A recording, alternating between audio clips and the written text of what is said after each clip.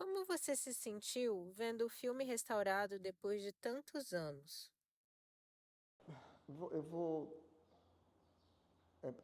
vou começar como foi para mim ver o filme completo, porque eu nunca tinha visto realmente o filme do início ao final. Eu tinha medo, eu não queria me ver na tela, porque meu treinamento é de palco, e eu nunca pensei em fazer nada para cinema. Meu negócio era de palco, eu sempre quis fazer musical no palco, queria ser um bailarino clássico, e eu vi que eu falei, não, eu vou ter que ser mais versátil, porque bailarino clássico é uma carreira, além de ser muito curta, é uma coisa muito limitada, para um público limitado. Eu queria atingir um público maior. Então, claro, que eu fui para o teatro, falei, bom, então eu vou juntar uma coisa a outra, vou fazer musical, apesar de que eu já cantei musical, mas eu nunca fiz solo, essas coisas. Eu tenho muito medo de cantar só. Quanto ao filme, dessa vez foi bem melhor. Primeiro pela aceitação do público, porque eu achei, meu Deus do céu, eu, eu tinha medo que as pessoas vissem aquilo e criticassem, não sei o que, aquela coisa toda. Como naquela época a mesma coisa também, eu era muito inseguro, tinha muitos complexos, né?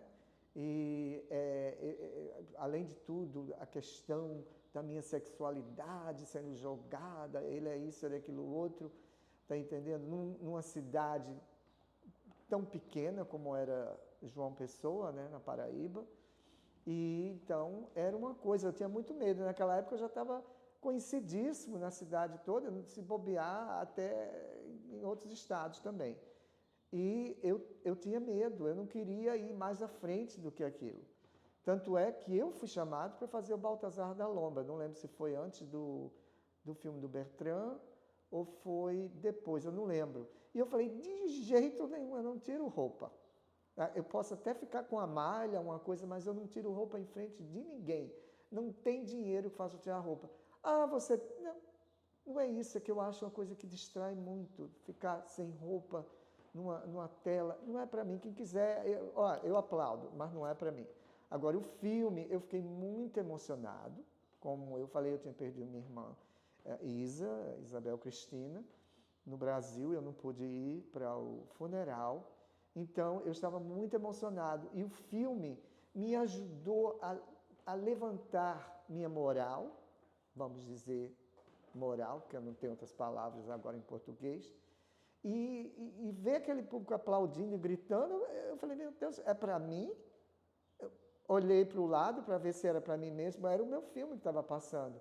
E dessa vez eu vi o filme mais relaxado, mais tranquilo. Eu falei, não, tudo bem. Você tinha o quê? Acabado de 20 anos, tinha acabado de fazer 21, sabe? Era uma criança, uma cabeça ainda muito pura. Você não sou uma pessoa pura ainda, puro, tá entendendo?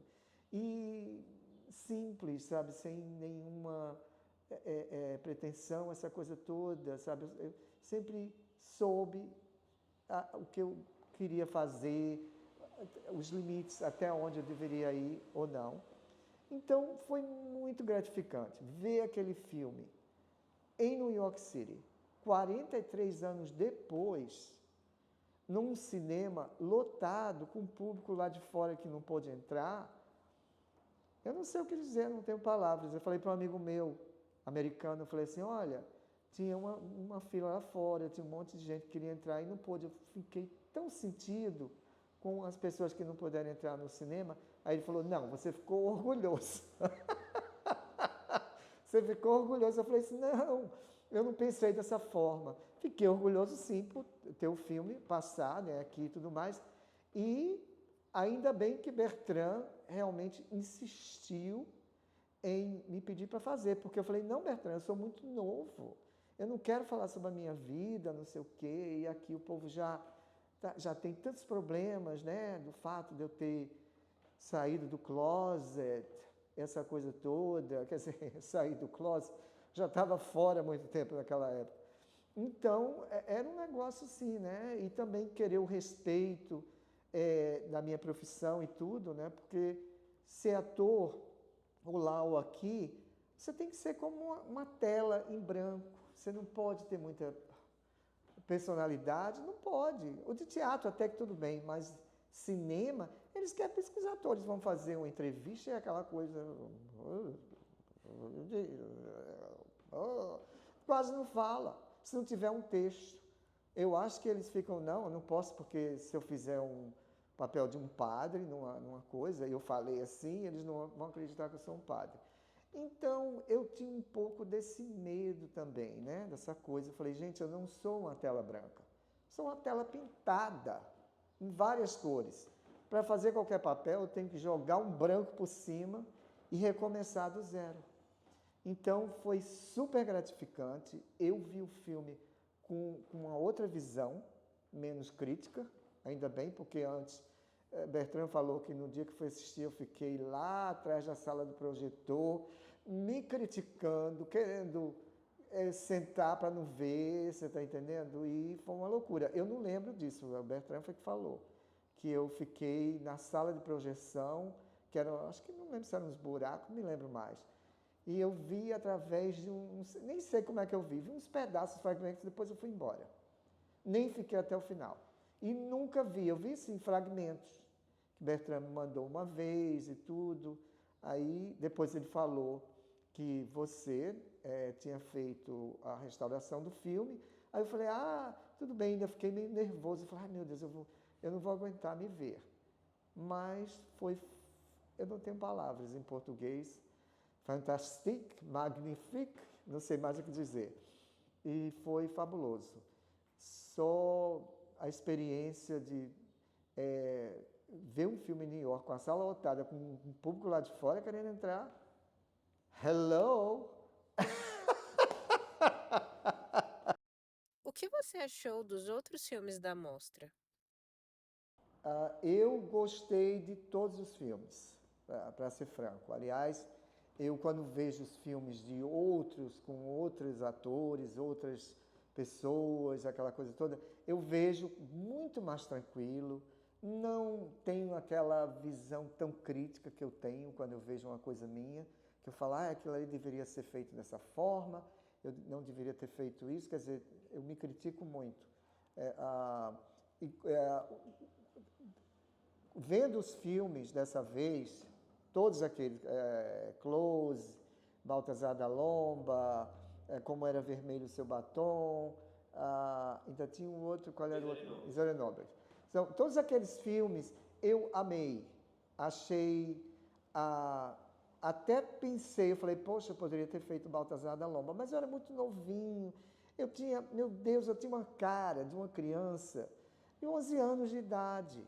O povo achava que era um garoto. Mesmo quando eu cheguei em New York, minha professora de balé clássico era Madame Darvash, era uma russa muito, como é que se chama? Tradicional, né? Ela me chamava de boy. Boy, porque eu falei, por que ela me chama de boy? Eu já passei de 30, mas era porque as pessoas achavam que eu tinha 16 anos quando eu vim para cá do Brasil. Então, eu fiquei com medo de fazer Baltasar da Lomba. Baltasar da Lomba era um homem que tinha 50 e tantos anos. E eu parecia um garoto de 11 anos. Não sei que maquiagem eles iam fazer naquela época, tá entendendo? Com os recursos que tinham, com recursos para me envelhecer, fazer uma pessoa de 50 anos, né? Mas se eu tivesse feito, eu não ia fazer aquelas cenas sem roupa, não. E aquelas outras cenas que teve, deles lá mostrando graficamente, né? Eu não sei, está correto em português? Correto? Graficamente, as pessoas fazendo tudo. Não, o meu ia ser assim, entrava, fazia uma coisa, acabava. Entendeu ali? Eu não conseguiria fazer. Mas, mais uma vez, não era eu achei fantástico, adorei tudo. Não tive nenhuma, como é que se diz? Nada, amei ter visto aquilo tudo, amei, achei assim, fabuloso. No filme Closes, vemos depoimentos bastante homofóbicos de pessoas comuns. Como era ser gay naquele momento no Brasil? Eu vou dizer uma coisa, era pior do que naquele filme. As pessoas não têm noção do que era viver no Brasil, ser homossexual abertamente, tá entendendo? E viver numa sociedade, num estado que era super conservador, que é o estado da Paraíba. Todos os estados do Brasil são conservadores, não é que eram, continuam. Tudo, você não podia usar, vamos dizer assim, uma camisa com flores, com estampas. Se você usasse isso, você era apedrejado na rua, sabe? As pessoas podiam lá e massacrar você está entendendo? Quer dizer, não era uma coisa, eu vou botar essa camisa aqui, vou vestir essa camisa e vou ali na esquina. Não era assim, você tinha que pensar duas vezes. E eu, sem noção, usava camisetas sem mangas, porque eu ia para aula de dança e nessa época, quando eu fiz 18 anos, eu fiquei muito, como é que você pode dizer, agressivo, agressivo, acho que a palavra é agressivo em português, no sentido de querer, sabe, dizer, então tá, eu sou e daí? Você está entendendo? Vem que eu estou aqui, você está entendendo? Esse tipo de coisa. Porque eu sofri muito bullying durante a minha infância, foi horrível. E naquela época eu nem sabia o que era nada, eu não tinha noção. Estudei várias escolas públicas, né? E algumas escolas públicas eu tive que sair, porque ou eu saía, ou eu não ia sair vivo da escola. Então era um clima de tensão. Eu vivi numa tensão horrível minha vida inteira. Então, quando eu fiz 18 anos, eu queria fazer 100 anos de idade, por Deus. Eu queria ter 100 anos de idade para ter liberdade, porque eu não tinha liberdade. Tive uma infância terrível.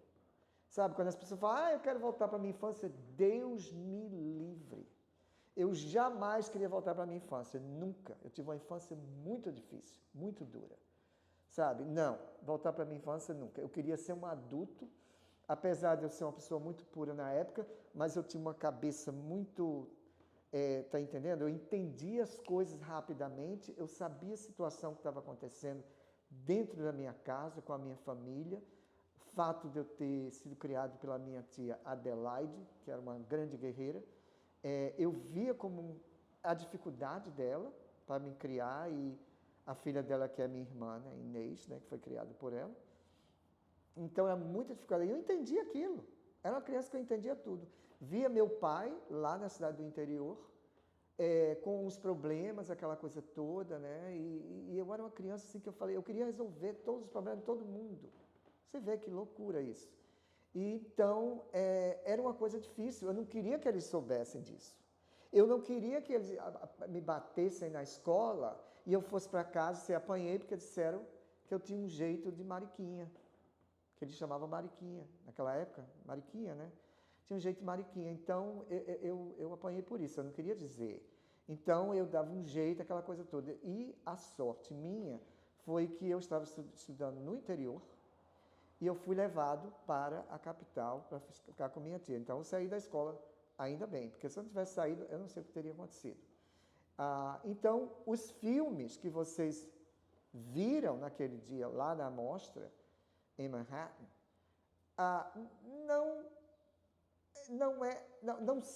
não dizem nada no sentido do que realmente era.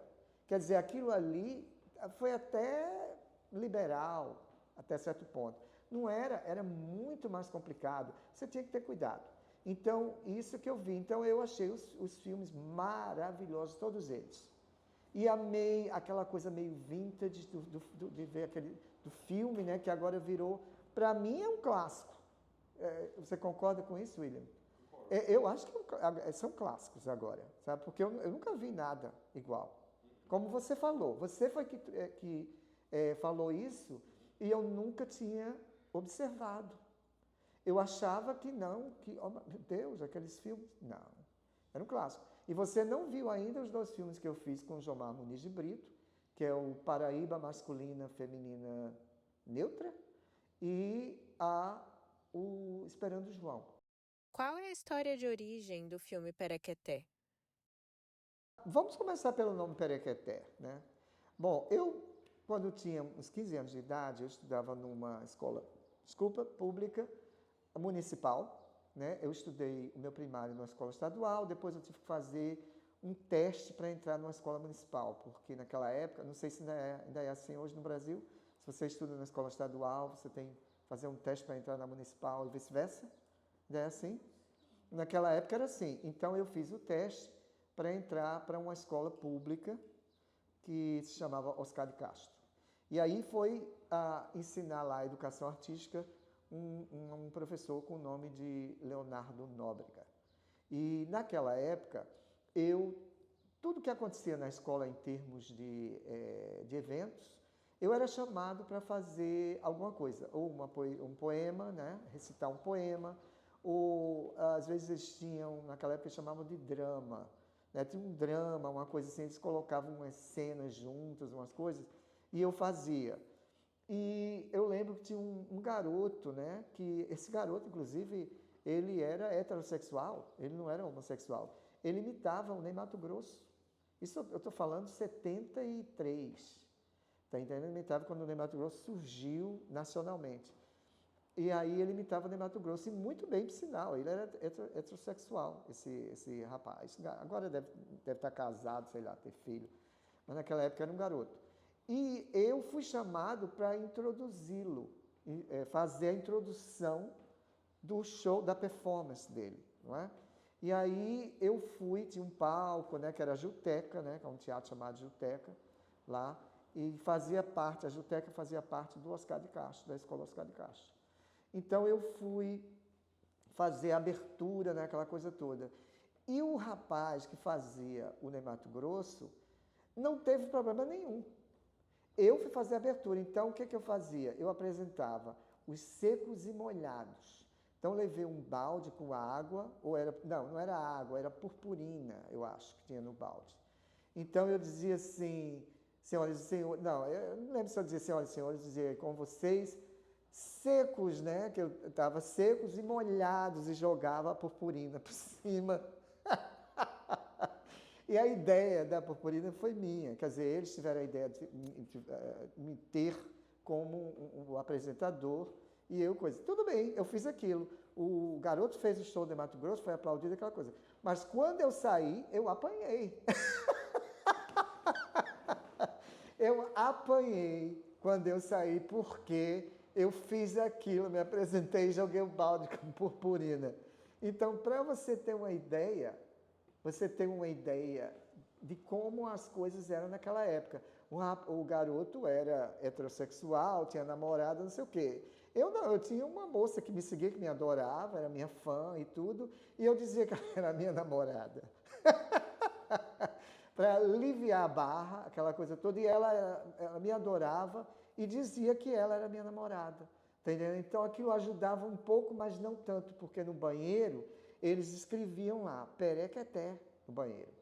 Porque aí eu fui chamado naquela época pelo Leonardo para fazer um teste, para fazer o Teatro Santa Rosa, que era, na Paraíba, o teatrão. Se você fizesse o Santa Rosa, na Paraíba, em João Pessoa, você estava na Broadway. Ali era Broadway, entendendo? Em João Pessoa. E eu falei, meu Deus, não acredito que eu estou aqui no Teatro Santa Rosa, naquela época. E aí eu fui fazer o Perequeté. Perequeté foi um sucesso enorme de público, de jornal, mídia, tudo em entrevistas e não sei o quê.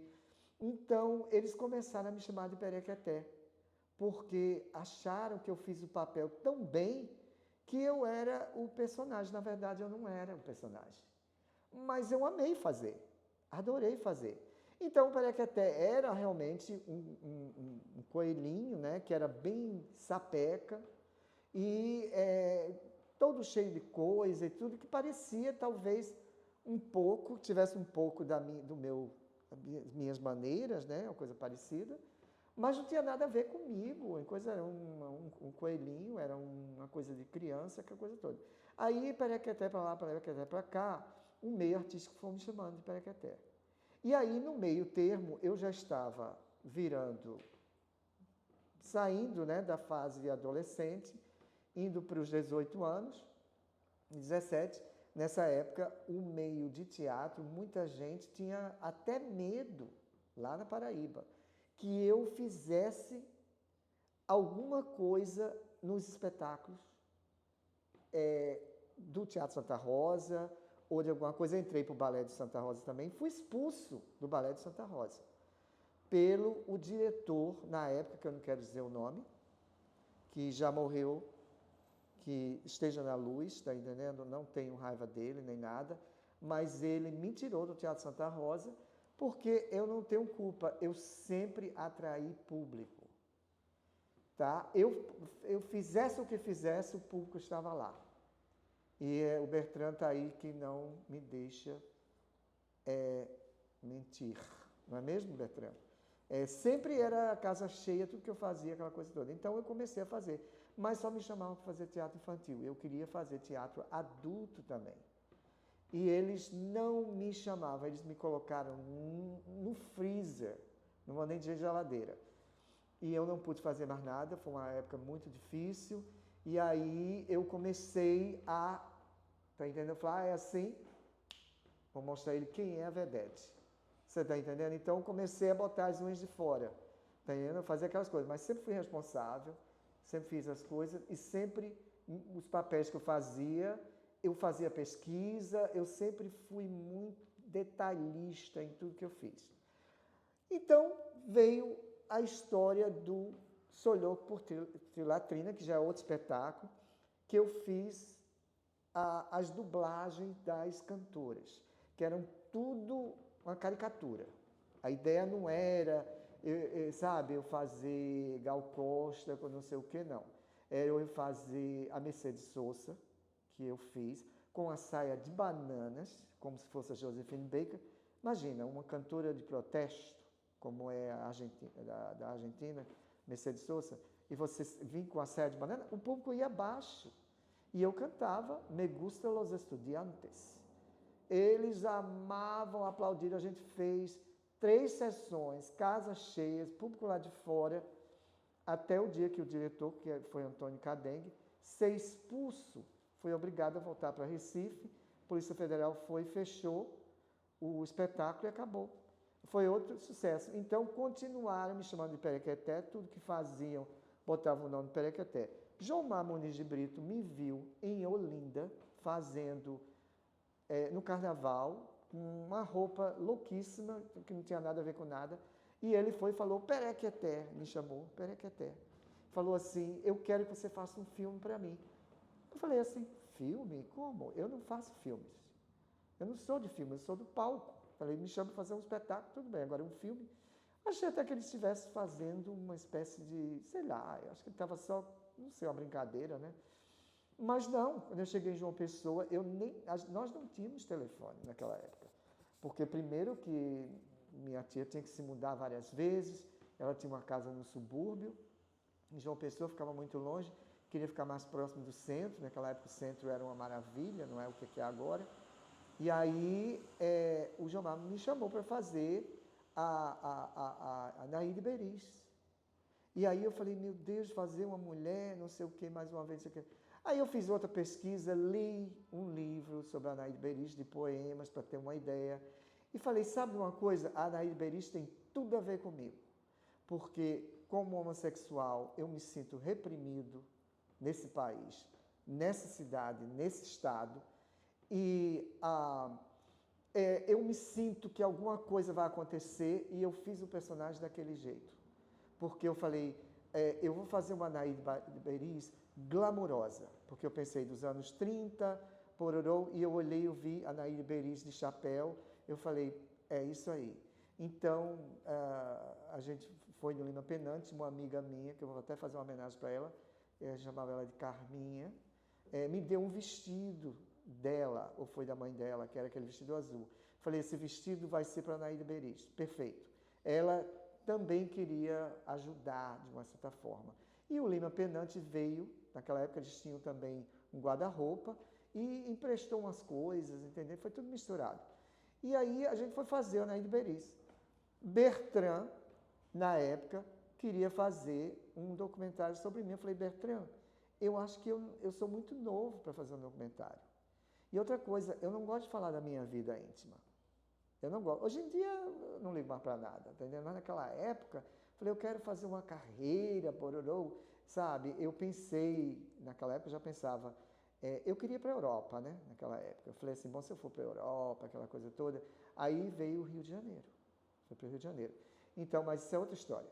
Mas a história do filme foi assim. Então, o Bertrand veio, eu fiz outras coisas, eu fui para Recife, substituí o irmão do Bertrand, Buda, no espetáculo Cartaz Cinema, dirigido pelo mesmo diretor de Sou Leopoldo e Latrina, que era o Antônio Cadene, fantástico, fabuloso também, que esteja na luz, em memória. E ele era um grande mágico de espetáculos.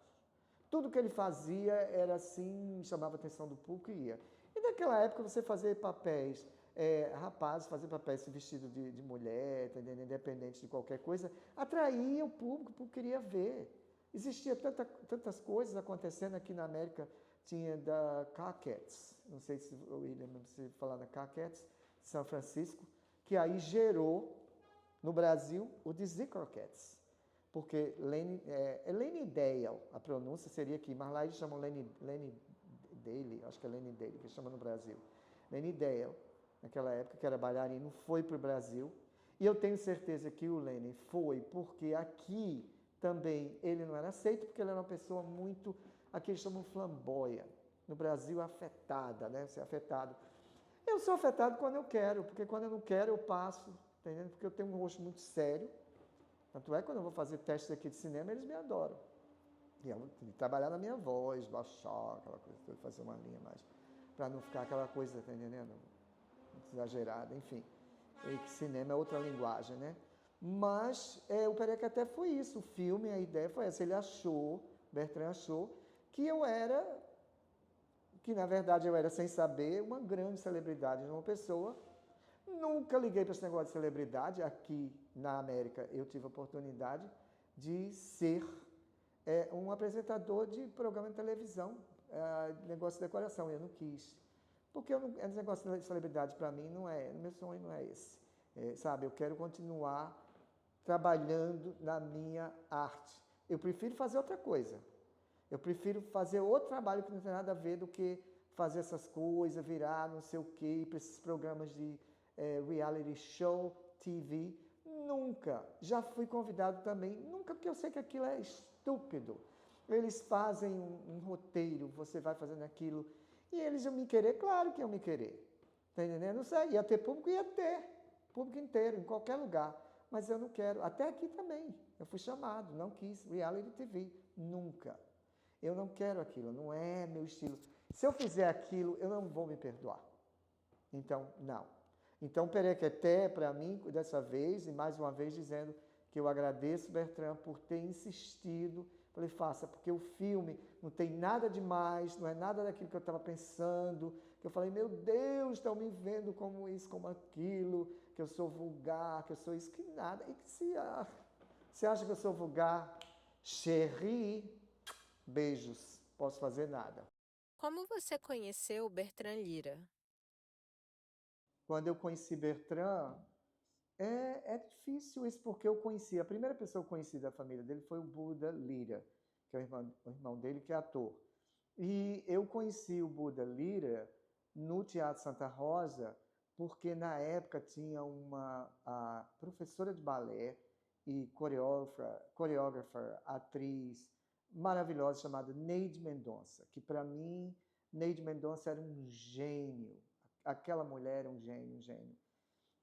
Tudo que ela fez, eu nunca vi nem aqui na Broadway. Nunca vi. As coreografias, tudo. Infelizmente não tem nenhum registro do que a Neide Mendonça fez naquela época, né? E a Neide Mendonça, ela chamou atores do Teatro Santa Rosa para fazer um espetáculo com músicas da Elis Regina, da cantora Elis Regina, que se chamava, acho que, Decadança, uma coisa assim. E foi um espetáculo também que chocou a sociedade paraibana. Era todo no balé. Então, nessa época, foi o Buda, foi o ator Luiz Carlos Vasconcelos, né, que já era muito respeitado lá no Teatro Santa Rosa. O Buda, acredito também, que era muito respeitado. E mais três outros bailarinos que eu infelizmente não lembro o nome agora. Mas o Buda, eu me lembro claramente que foi a primeira pessoa que eu conheci. E aí eu também, inclusive, foi na época que eu fui fazer o Perequeté. E aí eles fizeram esse espetáculo, a Ney Mendonça, e aí eu fiquei assim encantado com tudo aquilo, né? Porque eu falei, meu Deus, eu queria também entrar para o balé, essa coisa toda, que eu entrei logo em seguida, mas infelizmente a Ney Mendonça foi para o Rio de Janeiro, depois eu acho que ela foi morar na Argentina até. E aí ficou traduzindo livros em português de espanhol para português. E aí foi isso. Então eu conheci o Buda, aquela coisa toda. Era uma criança na época, lembre-se, eu era criança, era de menor naquela época, né? 15 para 16 anos.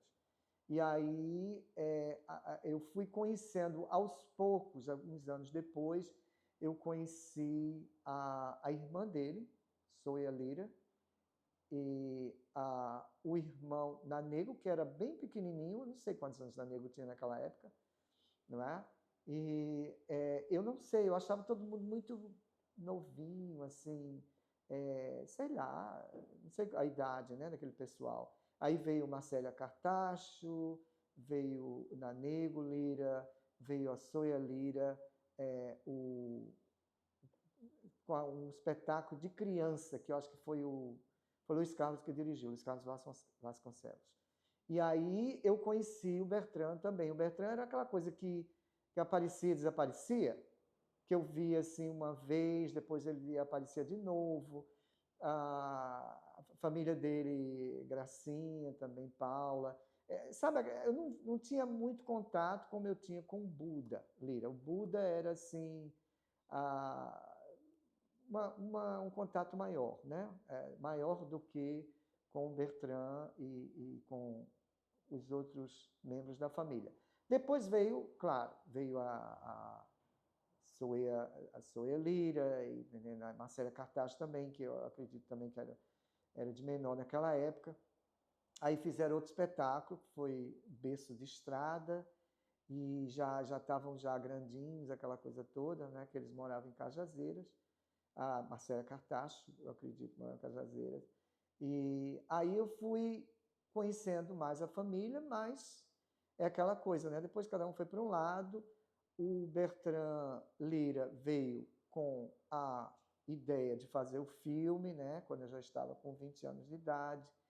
E aí houve todo aquele negócio, aquele processo dele me convencer para fazer o filme Perequeté, né? E aí eu falei, vamos, não vamos, eu não quero, mas ele insistiu e fez. Então, dessa época para frente, a gente ficou bem mais próximo do que era antes, porque eu era mais próximo do Buda. Inclusive, eu substituí o Buda num espetáculo chamado Cartaz Cinema, que eu já tinha falado antes, do Antônio Cadengue, que foi um cara que me deu a oportunidade de fazer trabalhos para adultos.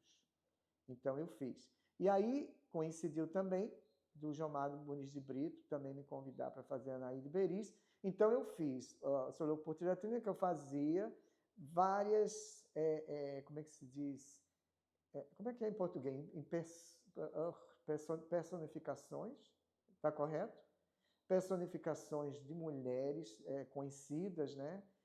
Coisa que eu fazia a Gal Costa, fiz a outra cantora Elba Ramalho também, como é que se chama a outra? Mercedes Sosa, tudo num espetáculo só. E eu fui o primeiro ator a fazer o Beijo da Mulher-Aranha, do romance de Manuel Puig, que eu li o romance, claro, que eu substituí um outro ator, que é um bailarino também fabuloso, que eu tenho que dizer o nome dele, que é o Joanito Júnior.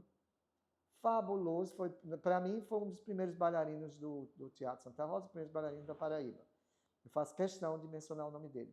E ele também, ele está fazendo curso de educação artística, inclusive ele está naquele filme Perequeté, ele aparece assim rapidamente no fundo, quando eu estou me preparando para fazer uma pequena cena, né, de um espetáculo que faz parte do nosso curso, que é como se fosse uma prova, né, um teste que eu faço. Eu criei o espetáculo junto com outros estudantes e eu dirigi com a ajuda também de outras pessoas, né, diretor também, que era o Adinaldo do Egito também, que depois se aproximou de mim, né, depois de todas essas coisas todas, e que eu aprendi muito com ele. E sem esquecer também a Margarida Cardoso, que foi uma grande, grande atriz e que me ensinou a dicção, né? Como falar.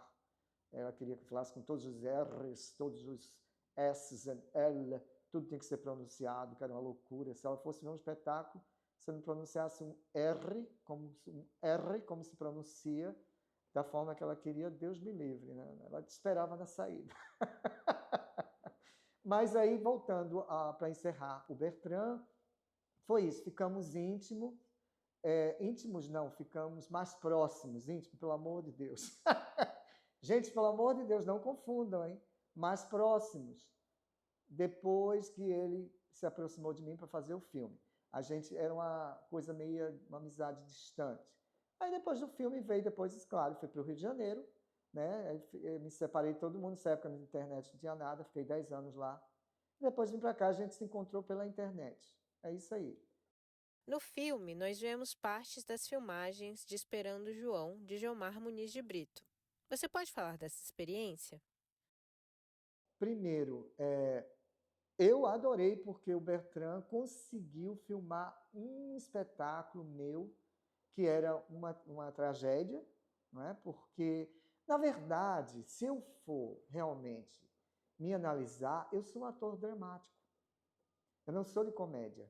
Mais engraçado é isso. Mas, naquela época, ele só achava que eu podia fazer comédia. Porque o ator dramático, ele também pode ir para a comédia numa boa. É o extremo, tá?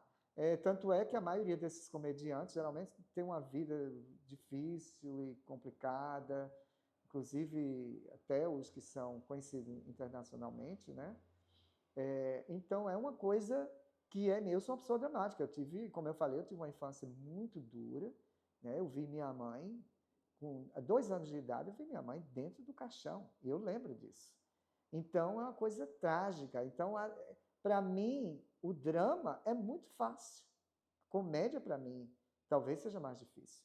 Mas só me viam como comédia. Só queriam, tá entendendo? Eu tinha que fazer alguma coisa de comédia. Enfim. Mas o Jomar Muniz de Brito, como eu falei, ele se aproximou de mim porque ele viu o Sou Louco por Teatrina. E ele ficou apaixonado pelo espetáculo. E muita gente me via e eu não sabia. Porque você está no palco, você não sabe quem está na plateia. Se, por exemplo, uma amiga sua, ou a sua irmã, ou uma pessoa da família, dizer, nós vamos ver o espetáculo hoje, você sabe, minha irmã está na plateia, meu amigo está na plateia, a minha tia está na plateia. Aí sim, você sabe. Você sabe que eles estão lá, mas você não sabe onde é que está sentado. Está entendendo? Então, eu não sabia que esse povo me admirava. Por Deus, eu não sabia que todo mundo ficava me falando aquela coisa que só queriam dizer Perequeté. Tanto é que eu queria colocar o nome Perequeté, mas eu fiquei com medo daquela ideia de coelhinho, do bichinho, da peça infantil, bororô, que no final, acho que a maior besteira eu devia ter deixado. Eu acho que eu deveria ter deixado o nome Perequeté, sabe? Numa boa. Mas eu não sei. Enfim, e o Jomar Muniz de Brito me chamou para fazer a Naide Beris. Dessa vez eu não precisei fazer teste, porque ele me viu fazendo, personificando várias mulheres na peça, né? E achou que eu fiz muito bem essa coisa toda, e falou, você é perfeito para fazer a Naide Beris. Eu vou fazer Esperando João, uma trilogia, e o primeiro da trilogia vai ser Esperando João. E vai ser, né? Uma trilogia que vai ter 6 atores. 6 atores. 3 mulheres e 3 homens fazendo o papel da Naide Beris. e você vai ser uma das Anaídes, né? Aí eu perguntei para ele, eu falei, Jomar, mas como é que é isso? Qual é a ideia, Bororô? Como é que eu vou fazer? Cadê o script? Cadê o texto, o negócio? Aí ele falou assim, não, não, não, não, isso é uma outra linguagem, não sei o quê, aquela coisa toda. Eu fiquei muito perdido. Eu falei, sabe de uma coisa, eu vou mergulhar na vida da Anaíde Beriz e vou largar para lá. E ele falou, não vai ter texto, vai ser poemas, que vai ser recitados, né, por trás das imagens, não sei o quê. Eu falei, interessante isso, não sei o quê. Eu falei, tá bom. Aí eu fui, criei aquele personagem, né, naquele estilo que vocês viram no filme, né, aquela coisa, né, no Hotel Globo, porque a Naide Beriz foi daquela época que o Hotel Globo estava na glória, né? Aquela área dali de João Pessoa era uma área, como é que eu posso dizer, uma área nobre, né? Uma área assim, todo mundo ia para lá, né? A praia era uma coisa longe, que era uma casa aqui, outra acolá, né? Ali só ia ali quem tinha casa lá, ninguém ia para ali, para aquela área. João Pessoa foi uma cidade, como vocês sabem, que cresceu com as costas para o mar, né? Então era tudo ali. Aí ele foi, né, me explicou para mim que quis fazer essa coisa toda. No mesmo tempo veio o Bertrand e ainda conseguiu filmar alguma coisa que eu achei interessante, né? E veio a ideia do Gilmar Muniz de Brito também me jogar para fazer o terceiro filme. O segundo não tem atores. Tem sim, acho que o Edinaldo do Egito faz uma participação, uma coisa assim. Mas é tudo pessoas da rua, uma coisa assim. O segundo. O terceiro, Paraíba Masculina e Feminina Neutra, eu faço 3 personagens. Eu faço o Lampião, que é uma coisa assim louquíssima também. Eu faço a Maria Bonita, ao mesmo tempo, Lampião e Maria Bonita. E eu faço a Anaíde Beriz, dessa vez, um outro estilo que não tem nada a ver, sabe, que eu achei uma coisa louquíssima. Tem texto, sim, mas daquele filme, pessoalmente, eu me critico porque eu estava muito perdido. Eu poderia ter feito um trabalho melhor. Mas trabalhar com o Gilmar Muniz de Brito foi uma das melhores coisas que aconteceu comigo. Uma das melhores coisas. Porque ele ainda abriu mais campo para mim. Eu fiquei mais respeitado ainda no meio. Não é? E a essa altura eu já estava me transformando num adulto, né? Já com 21 anos, né? Indo para o 22 e já estava mais ou menos, está entendendo, encaminhado, né, para a vida, essa coisa toda. Então foi muito bom. Aí foi a minha descoberta de fazer cinema, porque eu falei assim, eu acho que eu posso também fazer cinema. Porque eu não sabia, eu achava que não, sabe? E tanto é que eu sempre quis me aperfeiçoar tudo no palco. Sempre para a ideia, a direção de musical, que infelizmente não se tem tanto, né, em termos de filme, que eu me preparo, que eu falei, bom, se eles quiserem um papel de um tataravô fazendo um musical, eu estou pronto. Você está entendendo? Então eu continuo fazendo minhas aulas de dança, de clássico, que acolá eu faço também musical theater, né, que é a parte de jazz e contemporâneo. E é isso aí. Então, o Gilmar Muniz de Brito foi assim a melhor coisa, uma das melhores coisas que aconteceu comigo. Eu poderia fazer uma relação das pessoas que foram assim anjos na minha vida, e ele foi um deles. Você mencionou que não assistiu Perequeté na época que ele estreou. Você assistiu outros filmes que fez, como Esperando o João? Eu assisti porque eu falei, eu estou fazendo um personagem. Isso aí não tem nada a ver com minha vida. Então eu criticava assim o meu trabalho de ator, que eu dizia, eu posso fazer melhor. Eu posso trabalhar isso, fazer aquilo, mas eu assistia com menos crítica. E eu fui ver com a minha tia, Adelaide, que me criou. Tia Adelaide amou o filme, Esperando o João. Amou o filme e ficou impressionada comigo. Tá entendendo? Ela não me criticou, ela nunca me... Pelo contrário, foi a única pessoa da minha família que sempre me apoiou em tudo. E, mais uma vez, que ela esteja na luz, porque ela Ela foi tudo na minha vida. Eu acho que ele seja uma boa pessoa, sabe? Não é pra ser meu sobrinho, não. Agora, às vezes ele tem umas, sabe? Porque todo mundo tem assim, às vezes você fica mal criado, mas todo mundo é assim, hoje até os filhos é assim. Mas ele é estudioso, é um bom menino, tem um gênio bom, um bom dono de casa, que ele me ajuda muito aqui.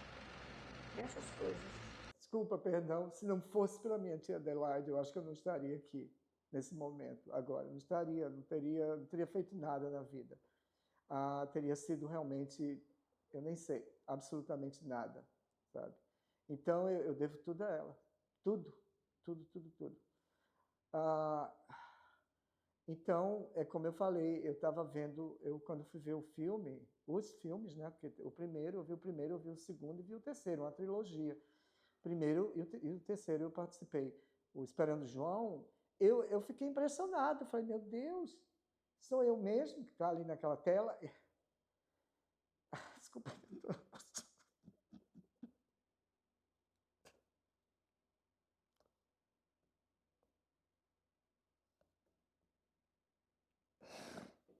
Eu estou emocionado com minha tia, desculpa. Perdão.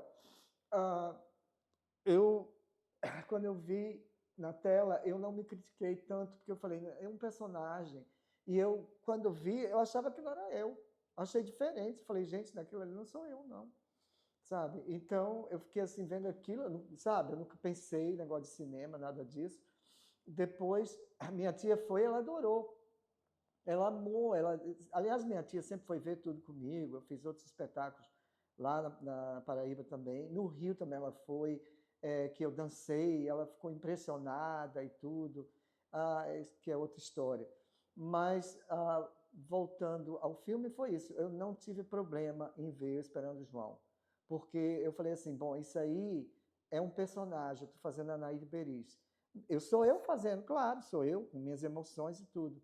Mas é outra pessoa, eu não faço aquilo, eu não ando na rua, nada, claro, nada contra, imagina que um vestido, eu acho só uma besteira as pessoas julgarem a sexualidade por um vestido. Como é que você vê a época do rococó, aqueles homens vestindo aquelas roupas, aqueles reis que ninguém sabia quem era mulher nem um homem, cheio de perucas, de coisas. A sociedade é muito estranha. Você vai para a época dos romanos, aí você vê aquelas togas, togas, eu acho o nome, aquelas coisas, aquelas roupas compridas, aquelas capas, e ninguém diz, olha, não, agora, numa sociedade, no Brasil naquela época, os cantores, que eu não vou mencionar nome, porque eu não tenho direitos autorais para falar o nome das pessoas, quando se apresentavam na televisão e colocavam uma maquiagem ou um boá de plumas, eram chamados de travestis. E o pior é que eles, quando chamam travestis, não é nem no sentido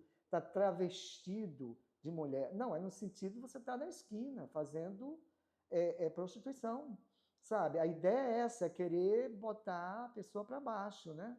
Então, é isso. Eu não tive problema em ver, não. Desculpa, o Bertrand entende que é porque eu não gosto de falar da minha vida íntima, essa coisa. Eu nunca gosto de me mostrar quem eu realmente sou, essa coisa toda, entendeu? Agora não, eu não ligo mais para nada, entendeu? Eu posso até, sabe, cantar Babalu em japonês. Eu não estou nem aí mais para nada, o que for, sabe? É isso aí. A diferença é essa para mim. Hoje você vive em Nova York. O que aconteceu na sua vida depois das gravações de Perequeté? Como eu vim para New York, não tinha nenhuma ideia de vir para New York, nenhum plano. Como eu falei, eu morei no Rio de Janeiro 10 anos e eu amo o Rio de Janeiro. Infelizmente, é uma cidade que tem muitos problemas, como todas as cidades brasileiras, né? E a violência, né, é uma das coisas que realmente assusta as pessoas, né? Enfim, é uma cidade que você... Desculpa, eu acho que eu estou com um negócio... Desculpa, será que eu não podia pegar uma coisa ali? Parece que eu estou com uma coisa no nariz. Desculpa, obrigado. Obrigado. Pode ser? Desculpa. Pode começar do início? Posso? Ok. Joga isso Sim, vou jogar aqui. Eu jogo aqui, ali. Depois eu jogo na sexta. Tá. Pronto. Certo. Obrigado, né? Sim, como eu vim parar em New York, eu não tinha nenhuma intenção de vir morar em New York City, até porque tudo que eu via, né, em cinema, a não ser aqueles filmes da Metro, né, aqueles musicais, que eu sabia que não eram filmados aqui, eu não queria vir para cá, porque sabe, tudo que eu via era aqueles prédios, aquelas coisas. Eu falei, não, isso não é para mim, essa coisa muito industrializada, né? Eu não queria muito esse tipo de vida para mim, não. Porque o Rio de Janeiro, para mim, era uma coisa pitoresca, né? Uma cidade que é grande e, ao mesmo tempo, você se sente como se fosse uma cidade pequena. E eu gosto daquilo. Eu morei num bairro chamado Santa Teresa, que é uma graça, nostálgico, uma coisa, sabe, fabulosa. Então, na época, eu fui contratado pela TV Globo, eu cheguei a fazer novela na Globo, eu fiz os programas, todos aqueles programas infantis, que eu não sei se devo falar o nome dos apresentadores, Xuxa, Angélica, sei lá, aqueles programas todos que eu nem lembro mais. E outras coisas que eu fiz, que eu nem lembro mais. Cinema, eu fiz a Ópera do Malandro com o Rui Guerra, que era um musical. Eu fiz outros filmes também. Eu ia fazer O Homem da Capa Preta, mas aí teve um problema na época da gravação. Eu estava fazendo um espetáculo de revista no Teatro Rival, no Rio de Janeiro, e aí coincidiu a gravação ser no mesmo horário, na mesma época, e eu, entre o cinema e o espetáculo de teatro, a Vedete do Subúrbio, que eu fazia no Rio, que era do José Maria Monteiro, um grande autor de teatro, incrível. Eu preferi ficar no teatro, porque meu negócio é palco. Então eu falei, não vou não, porque o cinema eu vou fazer uma coisa pequena, uma cena pequena, que para cinema ia ser considerada grande, mas não era grande o suficiente para mim. Eu falei, não, eu fico no palco, porque tinha uma fila enorme esperando por mim lá. Então, o que aconteceu? Quando eu perdi todos os meus contratos, que teve aquela troca de governo no Brasil, que eu perdi todo o meu dinheiro, que eu fiquei sem lenço, sem documento, eu voltei a fazer aula de afro, com grandes professores como o Gilberto de Assis, o Walter Ribeiro, os grandes de lá. Eu também cheguei a fazer com a Mercedes Batista, também que foi uma das minhas professoras de afro. E aí eu estava fazendo aula, eles faziam testes para levar bailarinos para a Europa. E eu ia fazer, então eu comecei a fazer os testes. Eu passava nos testes, mas eu dizia assim, olha, você tem um tipo assim meio italiano, a gente quer um tipo mais brasileiro. Uma coisa assim, eu queria que você fosse... Eles queriam mais uma coisa de capoeira, um cara alto de capoeira, sabe? Uma cor jambo, aquela linha, né? Aí eu falei assim, bom, eu posso pintar, eu posso ir para bronzear, aquela coisa, mas não, a gente quer uma coisa mais original. Disse, tá bom. Aí eu fiz os testes, mas aí não me chamava. Eu fiz um teste uma vez, fui embora, sumi 2 meses. Depois, quando eu voltei a fazer aula, a moça que era a produtora estava lá e falou assim, foi que houve, você sumiu, nós estávamos procurando você em tudo que é lugar, ligamos para o seu telefone e deram um telefone que você não... O cara falou que ia até trocar o telefone dele, que não aguentava mais, das pessoas ligando, procurando por mim. Aí eu falei, não, pelo amor de Deus, eu perdi a oportunidade e perdeu. Eram 2 bailarinos, você foi escolhido para ir trabalhar na Alemanha. E é exatamente o que eles queriam, era você. Aí eu falei, não, é isso aí, é minha deixa para eu ir embora do Brasil. Falei, eu vou para qualquer lugar, nem que seja para o Uruguai, Paraguai, qualquer lugar, mas eu não fico mais aqui. Então, um amigo meu, que é Roberto Miranda, morava aqui, grande decorador, tem que dizer de antemão, e ele morava aqui, e um outro amigo meu, que é um outro José Maria Lima, que já foi, que Deus o tenha. E aí o Zé Maria falou, por que você não vai para New York? Tá entendendo? O Roberto mora lá, e você fica lá com ele, não sei o que. Eu falei assim, não vou não, porque New York não tem nada a ver comigo. Não, vá, liga para o Roberto, vai não sei o quê. Então, nessa época, eu tinha saído de Santa Teresa, fui morar na Tijuca, me desfiz de tudo, e aí fui morar na Tijuca com uma amiga minha, e aí meu amigo morava no centro, onde o Roberto morava. Eu fui para lá, O Roberto ligou para ele, eu falei, Roberto, teria problema que eu fosse para aí 2 semanas para ter uma ideia como é que era. Ele falou assim, não. Aí não teve problema. Eu vim para cá, fui para o Roberto, me apaixonei por New York City, que era outra cidade, nos anos 90. Eu cheguei aqui na primavera de 94. Então foi uma coisa fabulosa, era outra cidade, muita oportunidade, muita coisa. Eu consegui trabalhar em várias coisas. Eu trabalhei em outras áreas também, sem problema, aqui eu fiz de tudo, sem problema, em New York. E eu queria, porque eu queria aprender a língua, né? E eu falava como New Yorker. Eu aprendi a falar como New Yorker. Sabe? Da forma que o povo de New York fala aquelas coisas, aquele New York bem, bem típico, né? Então foi aquela coisa toda. Então estava indo de vento em popa. Depois daí eu consegui fazer vários trabalhos, grandes produções, como bailarino. Depois eu fiz alguns espetáculos como ator off-Broadway, né? Fiz produções de Broadway também, mas como bailarino. E aí, daí eu fui para... Estava tudo indo muito bem, quando eu tive um problema de saúde, que foi uma coisa estranhíssima, que ninguém descobriu o que era, e uma médica me deu 2 meses ou 6 meses. Isso foi um dos problemas, eu não vou contar tudo não, porque é muita coisa. Aí eu não aguentava mais fazer aula de balé. Eu ia para aula de balé, eu fazia um plié, me dava uma dor de cabeça horrível, eu nunca tive dor de cabeça, febre, mais ou menos, temperatura, como eles chamam aqui, e aí foi isso. Aí eu fiquei em New York. Aí foi o que aconteceu, eu não aguentei mais fazer aula de balé, então eu tive que parar. E um amigo meu me chamou, que foi um outro amigo meu me chamou para fazer hospitalidade. Eu trabalhei na hospitalidade muito tempo. E depois, em 2010, eu vi que eu tinha melhorado, que aquilo ali... Eu fui em vários médicos fazendo tomografia e coisa, e eles diziam, não, está entendendo, não é isso, não é aquilo. Aí eu falei, sabe uma coisa? Eu fui uma médica uma vez, pare de fazer tomografia. Você está tendo muita radiação, isso é que está acabando com você. E aí eu voltei a fazer aula de dança de novo, voltei a fazer coisa. Aí eu comecei a fazer testes para filmes aqui, cinema. Passei em todos os testes. Fiz vários filmes independentes, fiz comerciais, fiz produção, fiz curtas, fiz produções de, como é que se chama? Vídeo, music videos. Vários music videos, para mim não me interessa, eu fiz só pela grana. Fiz outros vídeos também que eu nem sei, tá entendendo exatamente o que é.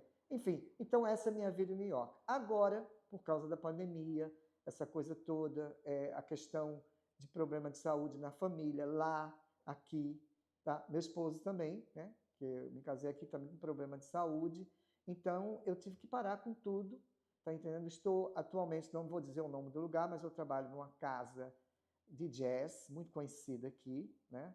E lá eu trabalho normalmente com as outras pessoas no teatro, não tem nada a ver, é só porque eu quero ficar no ambiente, né? Porque tem um grande ator aqui, porto-riquenho, que fez muito sucesso aqui na América, que ele falou um dia, se você trabalha, se você é ator, bailarino, sei lá o que for, trabalhe dentro da sua área, nem que você seja um bilheteiro, mas não fique muito longe, é verdade.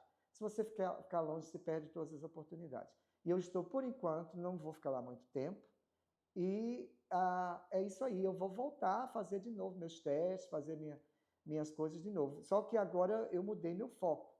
Eu não estou indo muito para o palco, não, apesar de que eu já fiz teste, passei, mas não quis. Estou indo para o lado da tela, né? Do telão, que é isso que eu gosto. Grande tela, não é nem televisão, não. Eu gosto de tela grande. Televisão, se rolar, tudo bem. Eu já fiz televisão aqui, fiz comerciais, né? Também televisão. E fiz também como é que chama? Um seriado que passou no Discovery Channel, chamado A Crime to Remember. Eu faço um detetive, né? Mas é uma coisa tão mínima que não entendo. Eu odiei, por sinal. Eu vi uma vez e falei, acabou, não quero ver mais. E foi uma grande produção também, tudo, essas coisas todas. Se rolar, tudo bem. Agora, meu negócio é cinema. Já que eu não posso estar no palco, eu quero cinema. É isso aí. E você tem saudade de Paraíba? Sim, tenho. Olha, eu sou uma pessoa muito simples, né? Quer dizer, eu sou uma pessoa que eu gosto da natureza. Eu adoro a natureza. Eu sinto falta dos pássaros coloridos. Eu sinto falta do verde, das flores, daquele cheiro maravilhoso. E eu sempre digo, se eu não tivesse em show business, eu ia ser um beekeeper, um criador de abelhas, que eu adoro abelhas. Quando eu era criança, eu tinha abelhinha sem ferrão, brasileira. tá entendendo? Eu adoro essas coisas. E eu ia ter um jardim maravilhoso, cheio de abelhas, tá entendendo? Então ia ser minha vida, ia ser essa, tá entendendo? Mas eu, sabe, me apaixonei por essas áreas agora e eu não teria tempo para isso. Mas era o que eu faria se alguém dissesse: o que é que você faria se você não fosse em show business, tivesse show business? Eu faria: eu seria um criador de abelha. Numa boa.